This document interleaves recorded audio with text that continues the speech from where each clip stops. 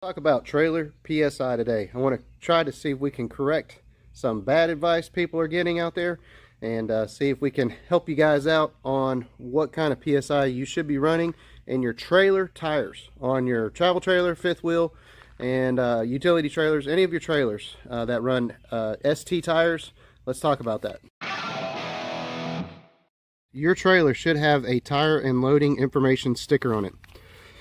This sticker is going to tell you what size tires came on this trailer from the factory. This one has ST 225 75 R15Es, and it says the cold tire pressure should be 65 psi. This is important information to understand. This 65 psi is whenever it is cold. Before you've been running it on the road for several hours, it should be 65 psi. Whenever you get up in the morning and right before you're about to pull out, I recommend that you check your tire PSI, and if it's not matching what's on this sticker, then you need to adjust it. All right, so how do you adjust your PSI while you're out on the road?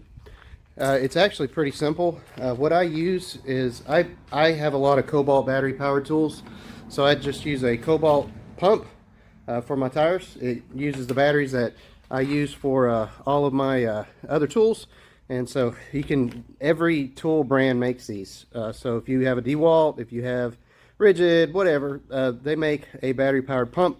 You can also get pumps that run off your cigarette lighter or power port. Whatever you want to do, just have a portable pump so you can adjust your own tire pressures and not have to wait on someone to come rescue you or try to find a gas station that you can get into. Be self-sufficient, folks.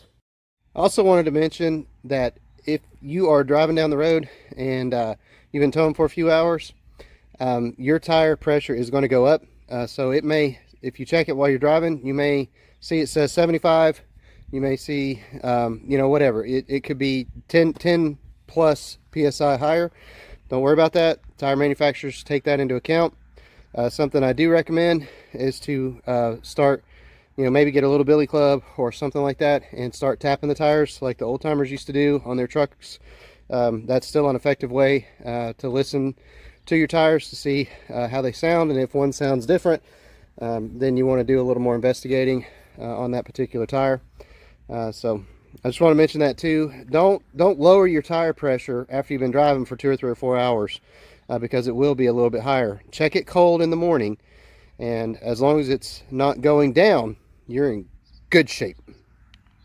Now, a lot of people have changed tires. So they think that upgrading their tires to a higher capacity is going to change things. Well, it does change things. But here's the thing. If you go up in your tire capacity, you need to adjust your tire pressure based on what the new tires capabilities are. Because once you go outside of the factory recommended sizes, you're kind of in no man's land, but there are charts that can help. So let's go inside, jump on a chart, and I'll try to explain that. All right, my friends, so where we're at right now is we're actually on the Maxxis M8008 Plus radial, ST radial webpage. This was a very popular tire for travel trailers about 10 years ago. It's still my preferred tire. I think they make excellent tires. They've always served me well. I put them on travel trailers and pop-ups and that sort of thing. So I really like the Maxxis M8008 tire. They ride good. They have good tread wear, tread life, that sort of thing. But something I wanted to show you on this page, if we'll look down here, it gives you all the different specs for your tires. So say you had a 14-inch ST 205 75 R15. That's what I had on my last travel trailer, and mine was actually a C, and so my trailer had a tire load index of 1,760 pounds per tire. So my travel trailer had like a 7,000 gross, 7,700 gross vehicle weight rating, and what I would do is these tires were able to cover the weight of the trailer pretty easy. I could have had the option of bumping up. I think that it was actually these D-rated tires because I would run those at 65 psi. So 2040 psi, 2040 max load range. that is at the max PSI. Um, so if you have a tire, you want to make sure that the max load at the max PSI covers the weight of your trailer, at least for the most part. I've seen some trailers where the tires don't actually carry the tongue weight. It's not got that capability built into it. These tires that I put on my trailer, could actually carry the whole weight of the trailer. So 2,040 times 4 is over 8,000 pounds.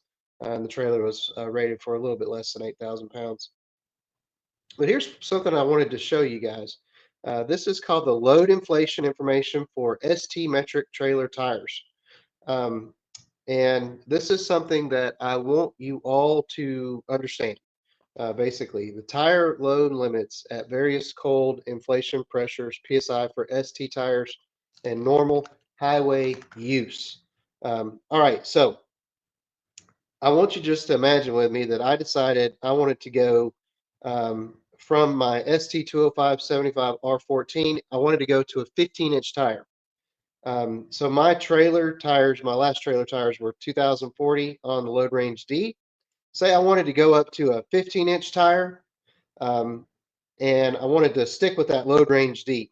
Well, if I stick with 65 PSI, I want you to notice that the difference right here is for this tire, the ST205 75R15, to get 2,040 pounds, I need to be at 60 PSI. So it changes depending on what tire you put on. Say you go for, you like go swing for the fence and you get this ST225 75R15, which is a very popular travel trailer tire size. In order to get 2,040 PSI or a load carrying capacity of 2,040 pounds, you need to be somewhere in the 50 PSI range. So it's a lot lower PSI range depending on the tire that you have. So that's what I mean. If you change tires from tire size and load capacity from what's on the sticker on the side of the truck, you need to refer to a load limit index chart or something like this, so that you can see what PSI you need to put your new tires at, so that they match what your trailer actually weighs. So just for instance, if we're trying to carry a 7,500-pound load and I put 6,500 psi, um, um, into my brand new SD 225 75 R15s load range Ds, then I'm going to be basically beating my trailer up, because at 65 psi, these trailers are these tires are inflated to carry about 10,000 pounds. So I would want to bump that on down to about 50, so that I could have a capacity comparable to 2040. The tire would ride better. The trailer would ride better. The tire would not be underinflated and that sort of thing. So if you change your tires, make sure that it matches. Air your tires up cold in the morning, and please do not adjust your tire pressure as the day gets hotter, because your trailer tire pressures are going to go up. Check them whenever they're cold, and yeah, that'll be it. So I hope that helps somebody. Please, please, please pay attention to your trailer tires. Please pay attention to your PSIs. Please check them every single time that you stop. Just go around and do a visual inspection on them. Make sure that they're still aired up to the right PSI and that sort of thing. Anyway, hope you guys got something out of that. I hope y'all have a great day.